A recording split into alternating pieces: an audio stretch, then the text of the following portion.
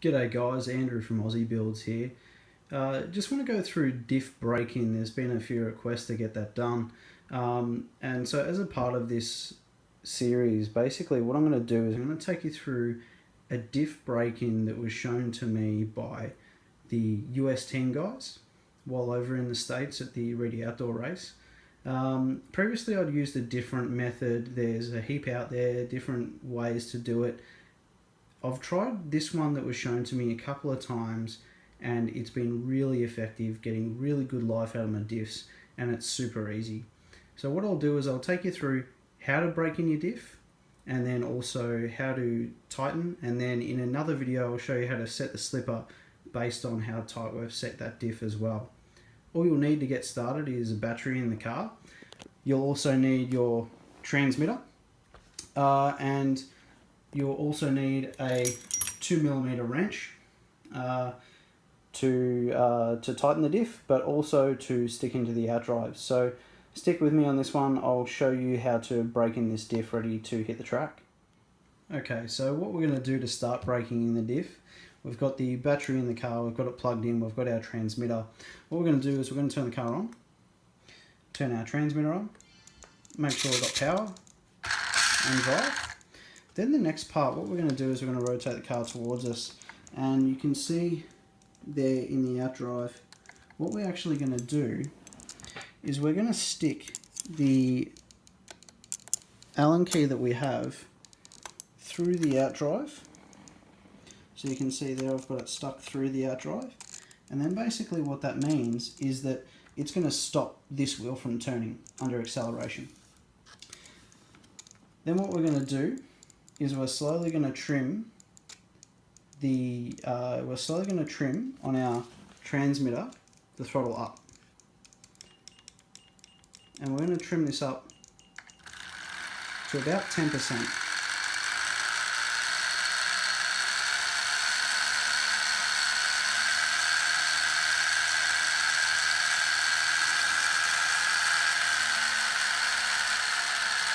Like that. And what we're going to do is we're going to leave this for 2 minutes. Just go like this, and then I'll show you what to do next. So 2 minutes has gone by. What we're going to do now is we're just going to take this one out of that outdrive, and what we're going to do is we're going to feel the diff motion. Now, if the diff is gone really free, like really loose, what you'll need to do is actually tighten the diff before you do this side.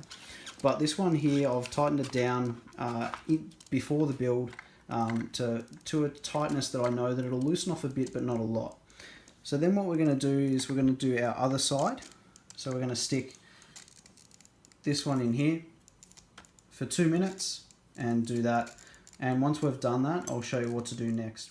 We've done a couple of minutes on each side, and essentially the diff's broken in. So basically I can feel now it's nice and smooth, it's really buttery, but as all diffs do when they bed in, because the balls wear on the plate, what it does is it loosens the tension of the diff. Also, what can happen with it as well is because it is a spring tension diff, that spring over time can actually lose its tension and soften up a little bit, and so your diff will actually loosen as well. So there's two forces there that will actually loosen your diff off.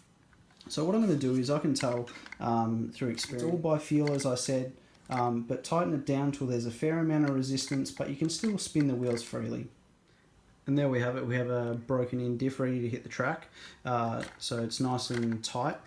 One tip that I will give is that with mid-motor buggies, we've found that you do need to set the diff slightly tighter than you would with a rear motor buggy.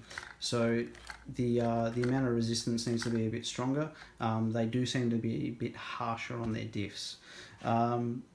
Basically what I'll do before this hits the track is I'll loosen the slipper off and reset it again, just because sometimes you can have the slipper set too tight, and then once you go to hit the track, the first jump you'll hit the throttle, and then the diff will bark, and either the slipper's too tight and the diff's too loose and they're just out of sync with each other.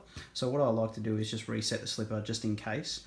A symptom on track if your diff is too loose is you'll hear that traditional barking of the diff. If that happens, that just means that the diff's too loose and you'll need to tighten it.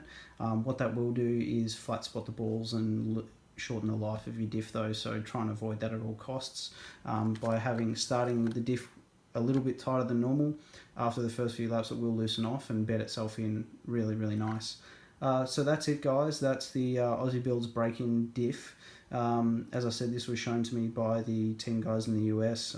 It works really well, it's nice and simple, you don't need to do each side many times and you don't have to tighten it in between runs or anything like that. It's just nice and simple and easy to do.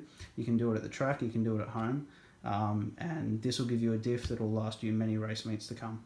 Thanks guys.